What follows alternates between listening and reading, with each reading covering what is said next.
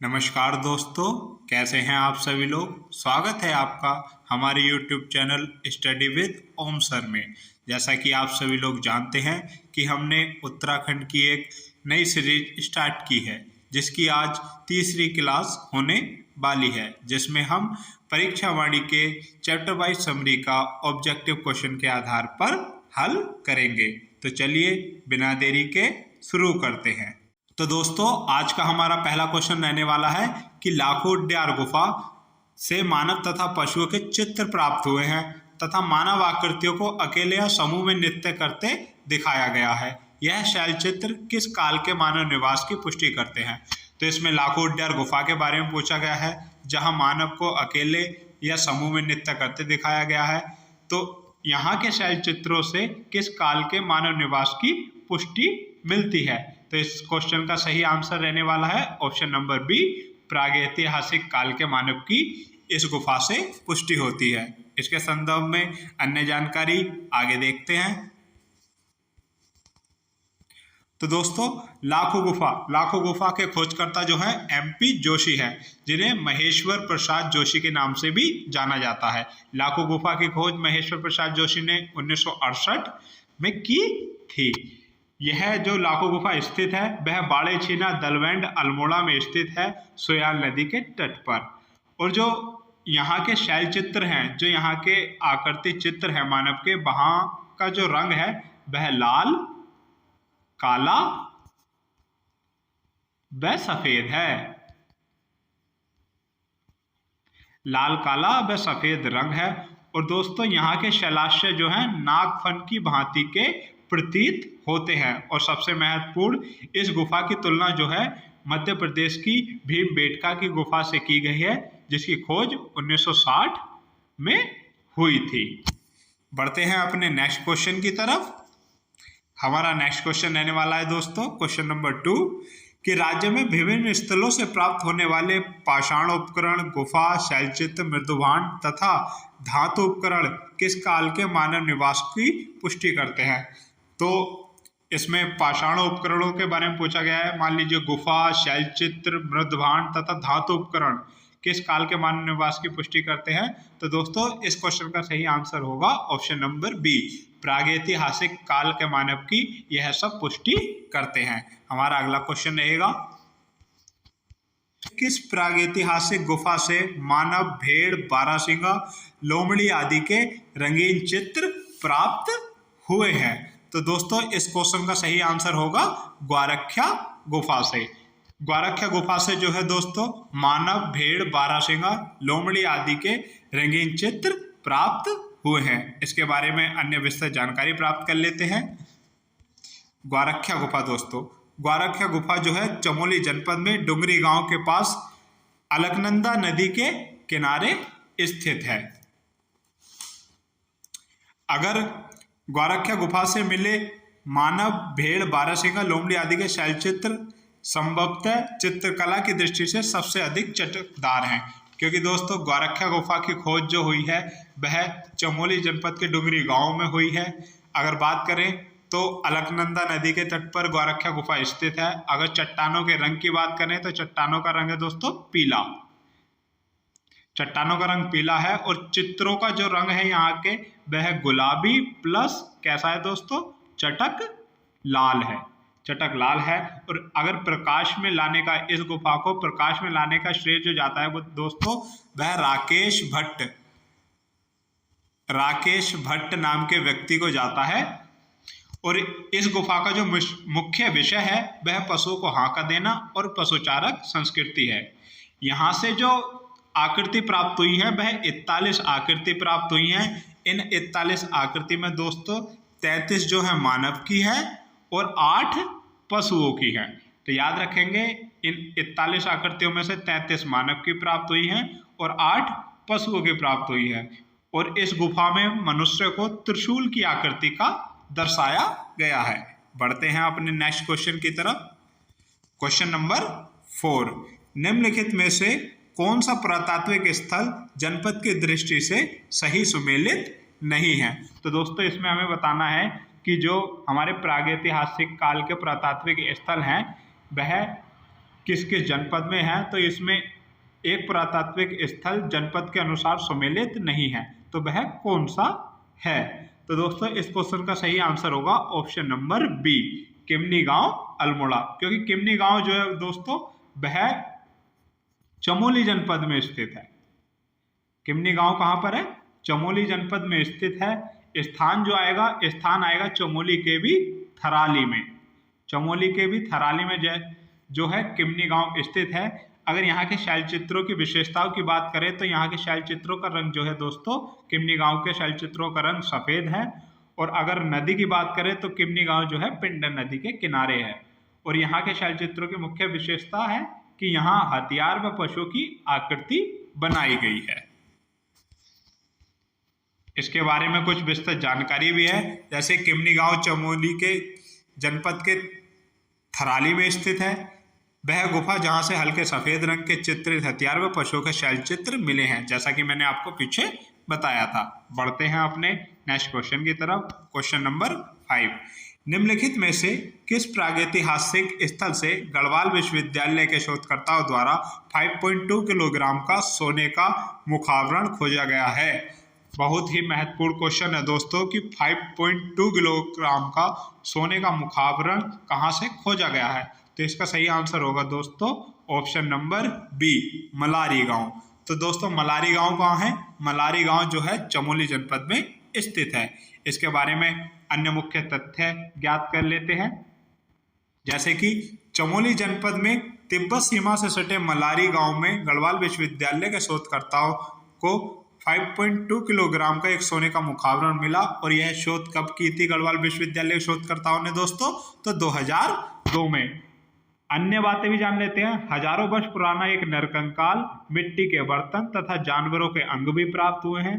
विद्वानों के अनुसार यहाँ नरकंकाल और मिट्टी के बर्तन ईसा से 2000 वर्ष पूर्व के हैं। वह स्थल जहाँ से प्राप्त बर्तन पाकिस्तान की स्वात घाटी के समान है, वह मलारी गांव चमोली में है। अब इसकी अन्य फैक्ट्स और विशेषताओं की बात करें तो यहाँ सर्वप्रथम दोस्तों 1956 में, कब? 1956 में जो है शिव प्रसाद डबराल ने महापाषाणकालीन सभागार की खोज की थी। और 1983 व 2001 में 1983 व 2001 में दोस्तों यहाँ पर सर्वेक्षण किया गया था। यहाँ से प्राप्त मिट्टी के बर्तन जो है मैंने बता दिया है कि पाकिस्तान के स्वात घाटी के समान है। और राहुल सांस्कृतायन के अनुसार दोस्तों, महापंडित जी के अनुसार यहाँ से प्राप्त कंकाल को खस जाति का बताया गया है। और यहाँ से एक पशु का पूर्ण कंकाल भी मिला है, जिसकी पहचान हिमालयन पशु जूबू या याक से की गई है। तो बढ़ते हैं अपने नेक्स्ट क्वेश्चन की तरफ। हमारा क्वेश्चन नंबर 6 रहने वाला है। क्वेश्चन नंबर 6 कि निम्न में से किस स्थल से प्राप्त शैलचित्र में मानव को शिकार करते तथा हाथों में हाथ डालकर नृत्य करते हुए दिखाया गया है? तो दोस्तों इस क्वेश्चन का सही आंसर होगा ऑप्शन नंबर ए, लोथाप में। तो लोथाप में दोस्तों मानव को लाल रंग की आकृति बनाई गई है और यहाँ मानव को शिकार करते हुए तथा हाथों में हाथ डालकर नृत्य करते हुए दिखाया गया है। तो अगर रंग की बात करें तो लोथाप में लाल रंग है। और लोथाप का शाब्दिक अर्थ क्या होता है दोस्तों? तो लोथाप का शाब्दिक अर्थ होता है रक्त चिन्ह। और यह लोथाप कहाँ पर स्थित है? तो स्थान है अल्मोड़ा में।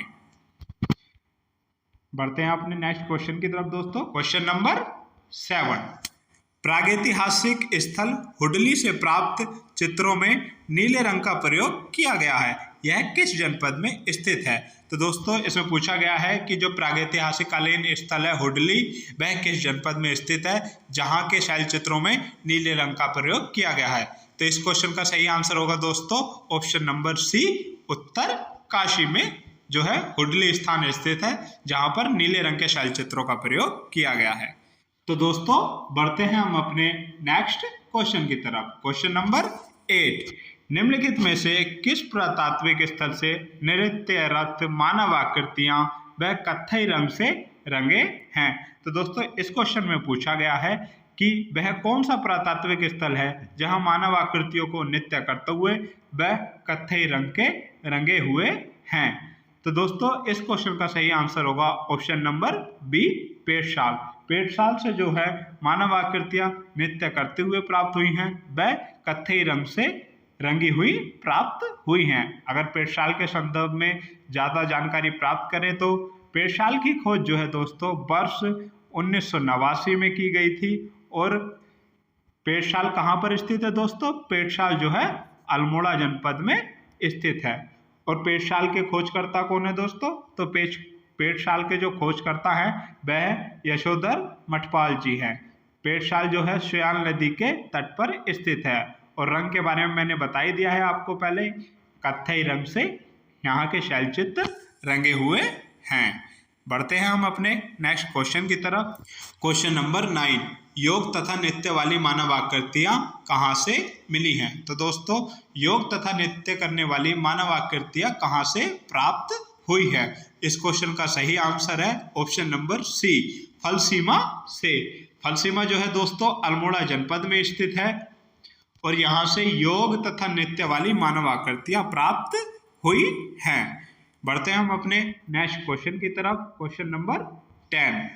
क्वेश्चन नंबर 10 में हमसे पूछा गया है दोस्तों कि किस काल को पौराणिक काल भी कहा जाता है, अर्थात पौराणिक काल के रूप में किस काल को जाना जाता है? इस क्वेश्चन का सही आंसर होगा दोस्तों option number A. Option number A में आद्य ऐतिहासिक काल।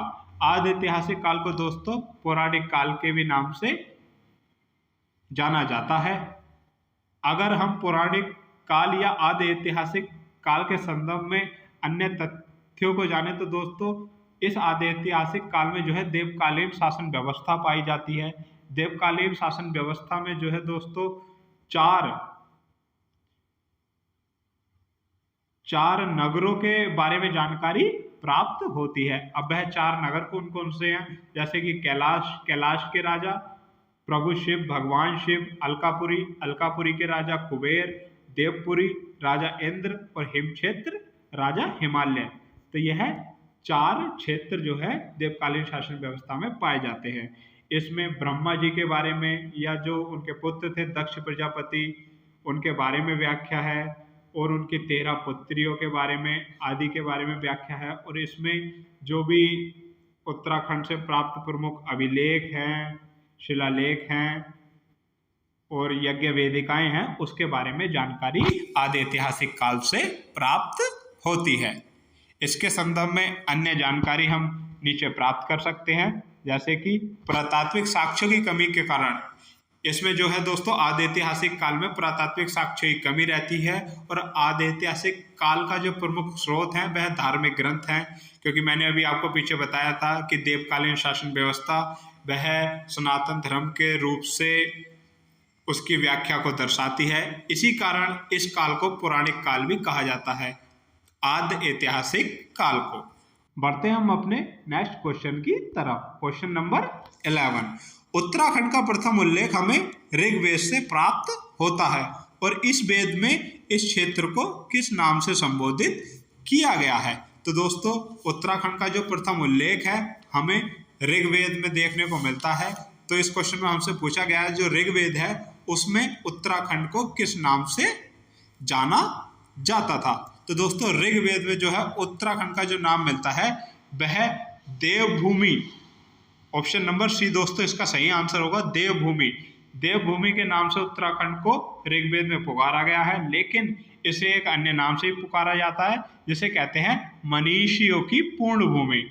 मनीषियों की पूर्ण भूमि अर्थात देवभूमि के नाम से उत्तराखंड को पुकारा जाता था। इसके संदर्भ में नीचे कुछ अन्य जानकारियां भी प्राप्त कर सकते हैं, जैसे कि ऋग्वेद इस क्षेत्र को यानी कि ऋग्वेद में इस क्षेत्र को देवभूमि एवं मनीषियों की पूर्ण भूमि कहा गया है।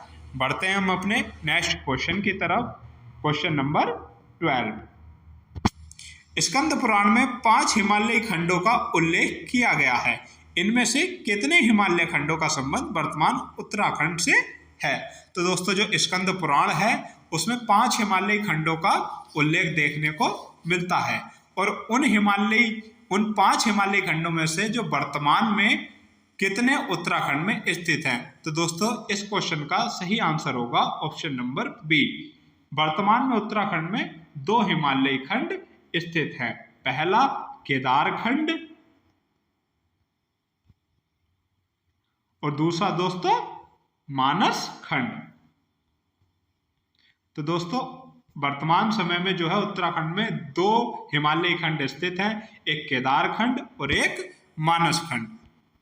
इसके संदर्भ में अन्य विस्तृत जानकारी भी प्राप्त कर लेते हैं, जैसे कि स्कंद पुराण में 5 हिमालयी खंड, वह 5 हिमालयी खंड कौन कौन से हैं? तो दोस्तों नेपाल हिमालय है, मानस खंड हिमालय है, केदार खंड हिमालय है, जालंधर हिमालय और कश्मीर खंड का हिमालय है, जिनमें से केदार खंड को मानस खंड, केदार खंड व मानस खंड का संबंध वर्तमान उत्तराखंड राज्य से है।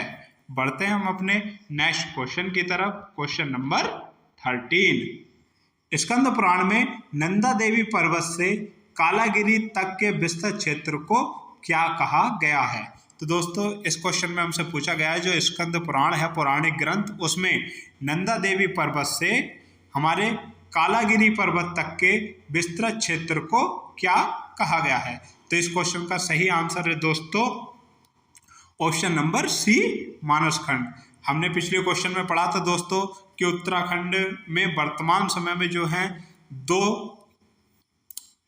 हिमालय क्षेत्र स्थित हैं, यानी कि 2 हिमालय का संबंध जो है उत्तराखंड से है, एक मानस खंड और एक केदार खंड। और इन्हीं खंडों में से जो है दोस्तों स्कंद पुराण में नंदा देवी पर्वत से कालागिरी पर्वत तक के विस्तृत क्षेत्र को मानस खंड क्षेत्र कहा गया है, और वर्तमान उत्तराखंड इन्हीं 2 खंडों में विभाजित भी है।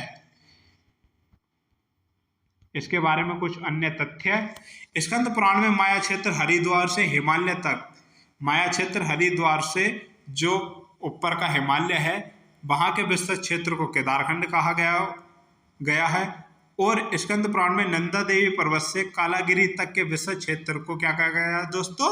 मानस खंड। नोट, मानस खंड और केदार खंड की विभाजन रेखा पर स्थित है नंदा देवी पर्वत, अर्थात दोस्तों जो नंदा देवी पर्वत है चमोली में, वह केदार खंड और मानस खंड को विभाजित करता है। बढ़ते हैं हम अपने नेक्स्ट क्वेश्चन की तरफ। Question number 14। पुराणों में मानस खंड और केदार खंड के संयुक्त क्षेत्र को किस नाम से संबोधित किया गया है? तो दोस्तों जो केदार खंड है जो वर्तमान का गढ़वाल क्षेत्र है, और जो मानस खंड है जो वर्तमान का कुमाऊं क्षेत्र है, उसके जो संयुक्त क्षेत्र को जो है किस नाम से संबोधित किया गया था हमारी पुराणों में? तो इस क्वेश्चन का सही आंसर रहने वाला है दोस्तों ऑप्शन नंबर डी, उपरोक्त सभी। उपरोक्त सभी मतलब उत्तरखंड, ब्रह्मपुर और खसदेश।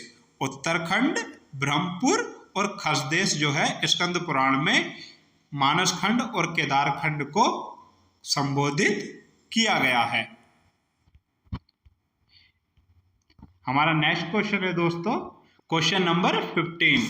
बौद्ध साहित्य के पाली भाषा वाले ग्रंथों में उत्तराखंड क्षेत्र के लिए प्रयुक्त किया गया है। तो दोस्तों जो पाली भाषा के बौद्ध साहित्य के ग्रंथ हैं उसमें उत्तराखंड क्षेत्र के लिए किस शब्द का प्रयोग किया गया है? तो दोस्तों इस क्वेश्चन का सही आंसर होगा ऑप्शन नंबर डी, हिमवंत। पाली भाषा के बौद्ध साहित्यों में जो है दोस्तों उत्तराखंड के लिए हिमवंत शब्द का प्रयोग किया गया है। बढ़ते हैं हम अपने नेक्स्ट क्वेश्चन की तरफ। क्वेश्चन नंबर 16 दोस्तों, गढ़वाल क्षेत्र के 52 गढ़ों पहाड़ी किलों यानी को किस पवार शासक द्वारा विजित कर लेने के बाद गढ़वाल नाम प्रयुक्त होने लगा? अर्थात दोस्तों जो गढ़वाल क्षेत्र था उसमें 52 गढ़ पाए जाते हैं जिनका मतलब है पहाड़ी किले, तो उन्हें किस पवार शासक द्वारा जीता गया था, जिसके बाद जो है केदारखंड का नाम जो है गढ़वाल प्रयुक्त होने लगा था? तो इस क्वेश्चन का दोस्तों सही आंसर होगा option number C, Ajaypal. Ajaypal द्वारा जो है दोस्तों गढ़वाल के 52 गढ़ों को जीता गया, और उसके इन 52 गढ़ों को जीत लेने के बाद जो है केदारखंड का नाम जो है गढ़वाल पड़ा था। अब अजयपाल के संदर्भ में बात करें दोस्तों तो अजयपाल जो है पवार वंश का 37वें नंबर का शासक था। तो दोस्तों अजयपाल जो है पवार वंश का 37वें नंबर का शासक था, और यह आनंदपाल द्वितीय के बाद शासक बना था, और इसका जो शासन कार्यकाल आता है वह 1490 से दोस्तों 1519 तक आता है। इतने टाइम पीरियड में जो है अजयपाल ने शासन किया था। क्वेश्चन नंबर 17, महाभारत काल में गढ़वाल क्षेत्र को किस नाम से जाना जाता था? तो दोस्तों महाभारत काल में गढ़वाल क्षेत्र को किस नाम से जाना जाता था? तो इस क्वेश्चन का सही आंसर होगा दोस्तों ऑप्शन नंबर डी, इनमें से कोई नहीं। क्योंकि दोस्तों जो महाभारत काल है उसमें जो है गढ़वाल क्षेत्र को क्या कहा गया है? स्वर्ग भूमि।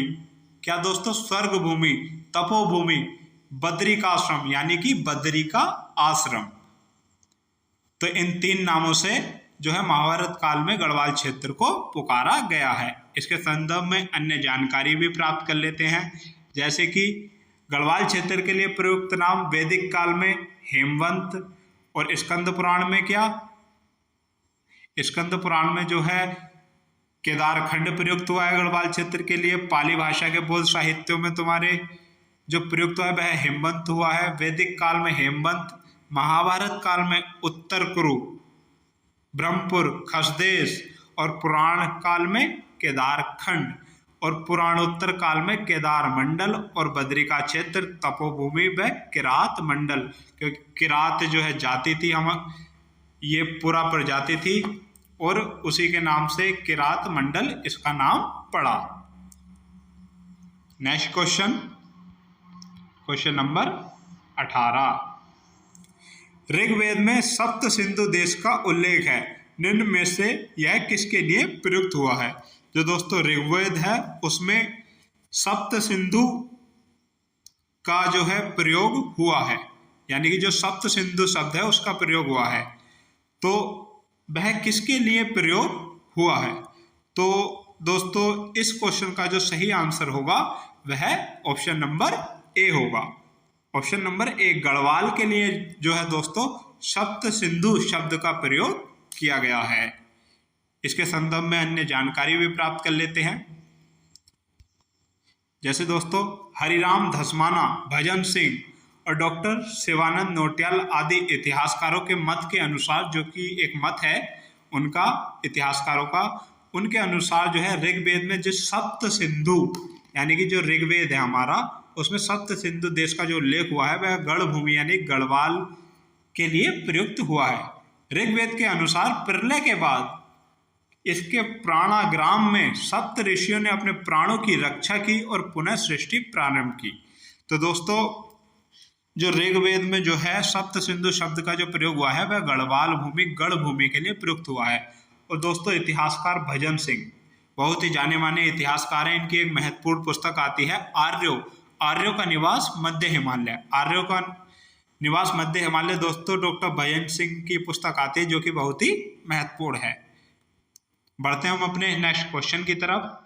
क्वेश्चन नंबर 19, गणेश, नारद, मुचकुंद, व्यास एवं स्कंद गुफाएं किस जनपद में है? तो दोस्तों गणेश, व्यास, स्कंद, मुचकुंद व नारद जो ये गुफाएं हैं वह किस जनपद में स्थित हैं?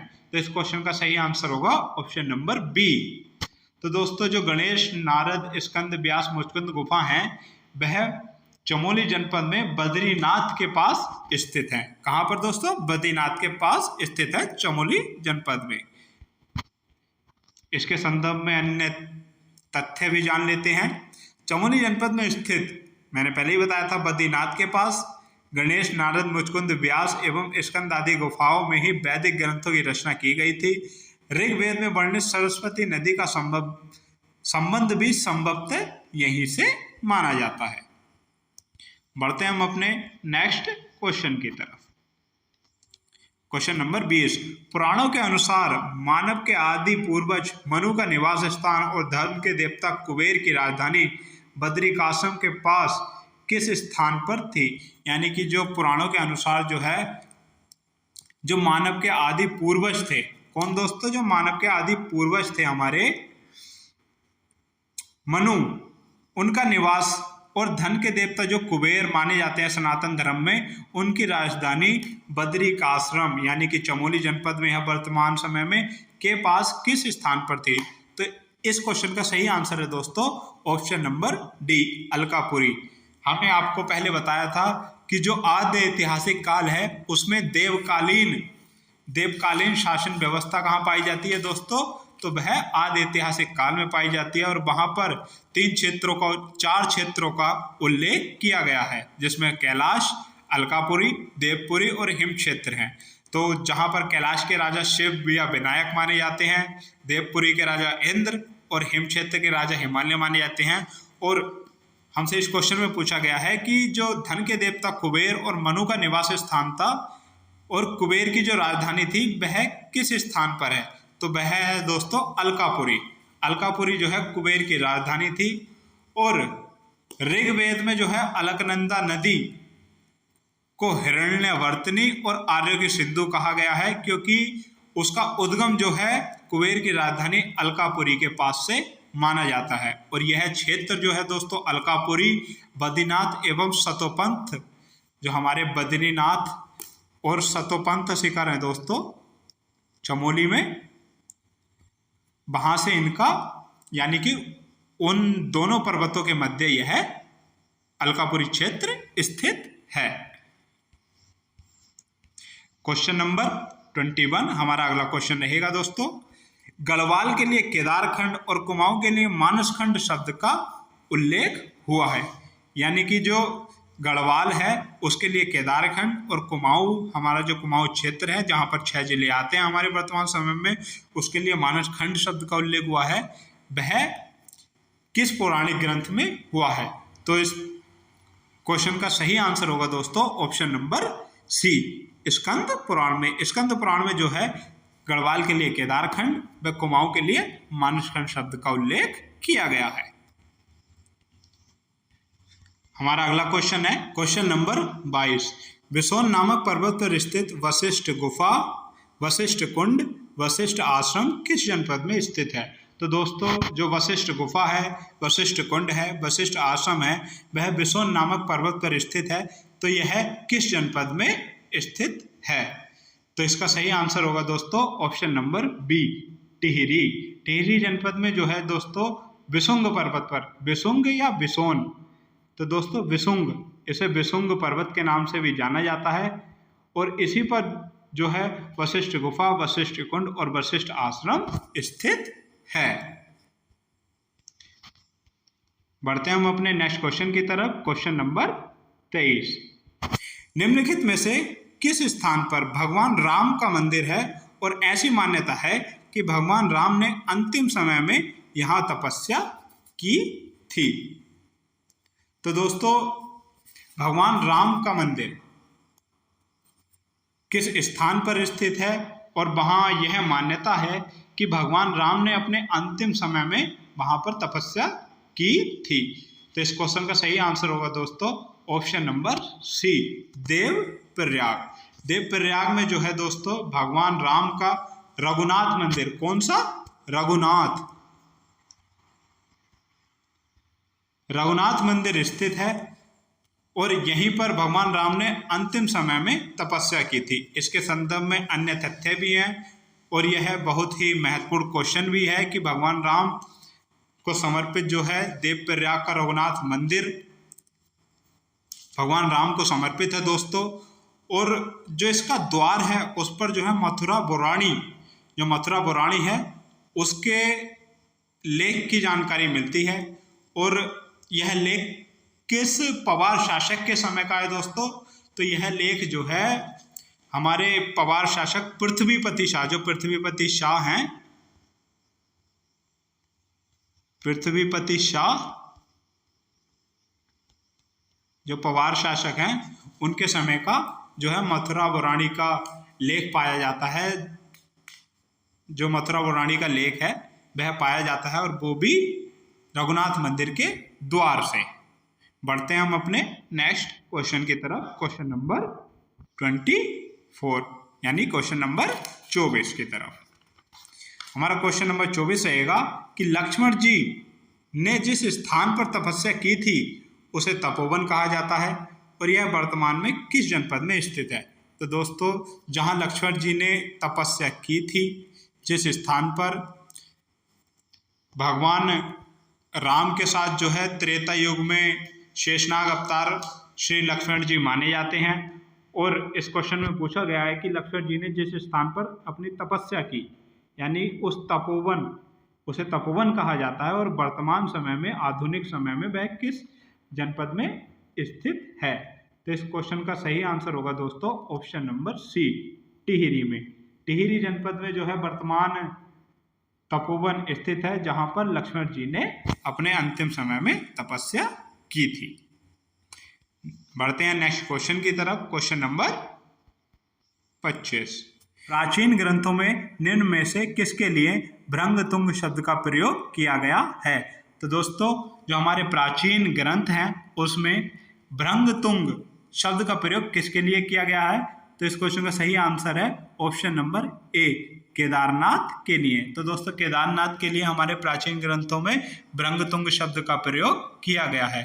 अगर केदारनाथ के संदर्भ में बात करें तो दोस्तों यह भगवान शिव को समर्पित मंदिर है और भारत में जो 12 ज्योतिर्लिंग है भगवान शिव के, उनमें से इसे एक माना जाता है। जो भगवान केदारनाथ हैं दोस्तों, उनकी पूजा ब्रह्म कमल से होती है, जो राज्य का राजकीय पुष्प है, जो वर्ष में एक बार खिलता है। और भगवान केदारनाथ के रक्षक देवता की बात करें दोस्तों, तो इनके रक्षक देवता भगवान भैरव देवता माने जाते हैं। और केदारनाथ जो है दोस्तों रुद्रप्रयाग जनपद में, कौन से? रुद्रप्रयाग जनपद में दोस्तों स्थित है, जो कि मंदाकिनी नदी के तट पर, मंदाकिनी नदी के तट पर स्थित है। और समुद्र तल से दोस्तों 3584, कितने? 3584 मीटर की ऊंचाई पर स्थित है। केदारनाथ का जो मंदिर है दोस्तों वह खर्चाखंड, भरतखंड व केदारनाथ शिखरों के मध्य स्थित है। और जो केदारनाथ मंदिर की समिति है वह कहाँ है दोस्तों? जो केदारनाथ मंदिर समिति है वह ऊखी मठ में है। कहाँ पर है दोस्तों? ऊखी मठ में। जो केदारनाथ मंदिर समिति है हमारी वह ऊखी मठ में स्थित है। और जो केदारनाथ मंदिर समिति का गठन किया गया था वह 1948 में किया गया था दोस्तों। तो यह कुछ हमारे केदारनाथ से संबंधित जानकारी थी। अब बढ़ते हम अपने अगले क्वेश्चन की तरफ। Question number 26। रामायण कालीन बाणासुर का राज्य, जो बाणासुर था रामायण काल में, उसका राज्य गढ़वाल क्षेत्र में था और इसकी राजधानी कहाँ थी? तो दोस्तों बाणासुर की राजधानी के बारे में यह क्वेश्चन है। जो रामायण काल का एक असुर था उसकी राजधानी के बारे में यह प्रश्न पूछा गया है। तो इस क्वेश्चन का सही आंसर होगा दोस्तों option number A, Jyotishpur. Jyotishpur जो है दोस्तों बाणासुर की राज्य की गढ़वाल क्षेत्र में उसकी राजधानी थी। जो बाणासुर है उसकी राजधानी गढ़वाल क्षेत्र में थी ज्योतिषपुर। इससे 3 क्वेश्चन भी बनते हैं दोस्तों जो कि बहुत महत्वपूर्ण हैं। अगर आए तुम्हारी के बाणासुर का किला, तो वह कहाँ था दोस्तों? वह चंपावत। चंपावत में जो है बाणासुर का किला था दोस्तों। अगर आए बाणासुर की राजधानी, तो वह ज्योतिषपुर आती है आपकी, जो वर्तमान में चमोली में स्थित है। और अगर आ जाए बाणासुर गढ़ मंदिर, तो बाणासुर गढ़ मंदिर आता है दोस्तों लंगोड़ी बामसू में। बाणासुर गढ़ मंदिर जो आता है वह लंगोड़ी बामसू में स्थित है, जो कि दोस्तों गुप्त काशी के पास रुद्रप्रयाग में स्थित है। Question number 27। महाभारत के वन पर्व के अनुसार उस समय इस क्षेत्र में पुलिंद या कुड़िंद एवं किरात जातियों का आधिपत्य था। दोनों ही उत्तराखंड की पुरा प्रजातियां मानी जाती हैं। पुलिंद राजा सुबाहु ने पांडवों की ओर से महाभारत के युद्ध में भाग लिया था। उनकी राजधानी कहाँ थी?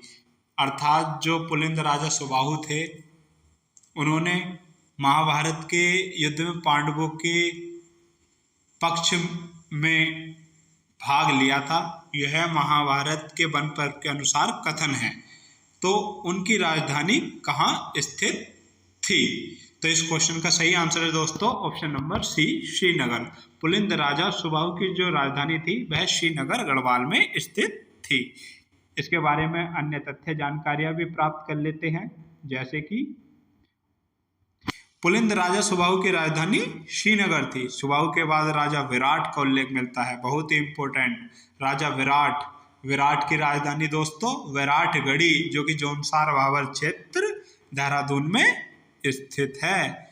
उसके बाद जो है सुबाहु की पुत्री जो थी उनका विवाह अभिमन्यु जो थे दोस्तों महाभारत के युद्ध में एक वीर पुरुष के नाम से आज भी जाने जाते हैं और सदैव लोगों को स्मरण भी रहेंगे। ऐसा इन्हें वरदान था, क्योंकि बहुत ही वीरता से यह महाभारत के युद्ध में वीर गति को प्राप्त हुए थे। तो अभिमन्यु जो थे दोस्तों, वह अर्जुन, जो धनुर्धारी गांडीवधारी अर्जुन थे, उनके पुत्र थे।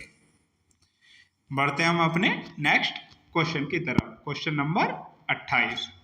प्राचीन काल में गढ़वाल क्षेत्र में कौन सा प्रसिद्ध या कौन से प्रसिद्ध विद्यापीठ थे? तो दोस्तों यह बहुत ही महत्वपूर्ण प्रश्न है कि प्राचीन काल में गढ़वाल क्षेत्र में कौन से प्रसिद्ध विद्यापीठ थे।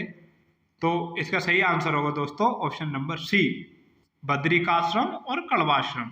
बद्रिकाश्रम दोस्तों और कण्वाश्रम, यह प्राचीन काल में गढ़वाल क्षेत्र में दो प्रसिद्ध विद्यापीठ थे। इसके संदर्भ में अन्य जानकारियां भी स्थित हैं। प्राचीन काल में गढ़वाल क्षेत्र में दो विद्यापीठ थे, जैसा कि मैंने आपको बताया था, बद्रिकाश्रम और कण्वाश्रम। इनमें से जो कण्वाश्रम है दोस्तों, वह दुष्यंत और शकुंतला के प्रेम प्रसंग के कारण जो है बहुत ही प्रसिद्ध था।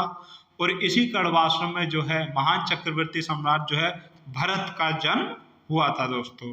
जो भरत जो है दुष्यंत और शकुंतला के पुत्र थे, जिनके नाम पर अपने देश का नाम भारत पड़ा था। तो दोस्तों कण्वाश्रम और बद्रिकाश्रम ये दो प्रसिद्ध विद्यापीठ थे, जिनमें से कण्वाश्रम जो है दोस्तों वो पौड़ी जनपद में, कहाँ पर? पौड़ी जनपद में दोस्तों, हेमकूट और मणिकूट, हेमकूट व मणिकूट, इन दो पर्वतों के मध्य स्थित था। और अगर आए कि कण्वाश्रम किस नदी के तट पर स्थित था, तो दोस्तों मालिनी नदी के तट पर जो है दोस्तों कण्वाश्रम स्थित था। बढ़ते हैं हम अपने नेक्स्ट क्वेश्चन की तरफ। Question number 29। महाकवि कालिदास ने अपने किस महाकाव्य की रचना मालिनी नदी यानी कि कण्वाश्रम, मालिनी नदी के तट पर स्थित कण्वाश्रम में की थी? तो दोस्तों जो महाकवि कालिदास थे, उन्होंने अपने किस महाकाव्य की रचना जो है मालिनी नदी के तट पर स्थित कण्वाश्रम में की थी? तो इस क्वेश्चन का सही आंसर होगा दोस्तों ऑप्शन नंबर डी, अभिज्ञान शकुंतलम। जो महाकवि कालिदास थे, उन्होंने अपने महाकाव्य अभिज्ञान शकुंतलम की रचना जो है दोस्तों वह कण्वाश्रम में मालिनी नदी के तट पर स्थित होकर की थी। इसके संदर्भ में अन्य जानकारी भी प्राप्त कर लेते हैं कि कण्वाश्रम जो है दोस्तों मालिनी नदी के तट पर स्थित है। और कण्वाश्रम का वर्तमान नाम बहुत ही महत्वपूर्ण, कण्वाश्रम का वर्तमान नाम जो है दोस्तों चोकाघाट है। इसका प्राचीन नाम भी चोकाघाट था और अब फिर से कण्वाश्रम का वर्तमान नाम चोकाघाट कर दिया गया है। आज की क्लास का हमारा दोस्तों लास्ट क्वेश्चन रहने वाला है कि राज्य के किस जनपद में कांतेश्वर पर्वत है? तो दोस्तों राज्य के किस जनपद में हमारे कांतेश्वर पर्वत स्थित है? तो इस क्वेश्चन का सही आंसर होगा दोस्तों हमारा ऑप्शन नंबर डी, चंपावत। तो चंपावत जो है दोस्तों, वहां पर चंपावत जिले में दोस्तों कांतेश्वर पर्वत स्थित है। और इसी कांतेश्वर पर्वत पर जो है भगवान नारायण का कच्छप अवतार या कुर्मा, दोस्तों कच्छप अवतार या कुर्मा अवतार हुआ था। इसके संदर्भ में जानकारी भी है कुछ कि पौराणिक ग्रंथों के अनुसार चंपावत के पास स्थित कच्छप पीठ की आकृति वाले कांतेश्वर पर्वत वर्तमान नाम कांदेव या कांडादेव पर विष्णु भगवान यानी कि भगवान नारायण का कुर्मा या कच्छप अवतार हुआ था। कालांतर में इस पर्वत के नाम पर मानसखंड के इस क्षेत्र को कुर्मांचल कहा जाने लगा। आगे चलकर यही कुर्मांचल शब्द जो है कुमाऊं हो गया था। तो दोस्तों यह कुछ हमारे आज की क्लास के प्रश्न हैं। उम्मीद है आपको ज़रूर पसंद आए होंगे। तो चैनल को सब्सक्राइब करें और ज़्यादा से ज़्यादा वीडियो को शेयर करें। और मुझे उम्मीद है कि हमारी यह सीरीज आपके एग्ज़ाम की दृष्टि से बहुत ही महत्वपूर्ण रहने वाली है। तो इसी के साथ मैं आपसे विदा लेता हूँ। जय भारत, जय उत्तराखंड। धन्यवाद।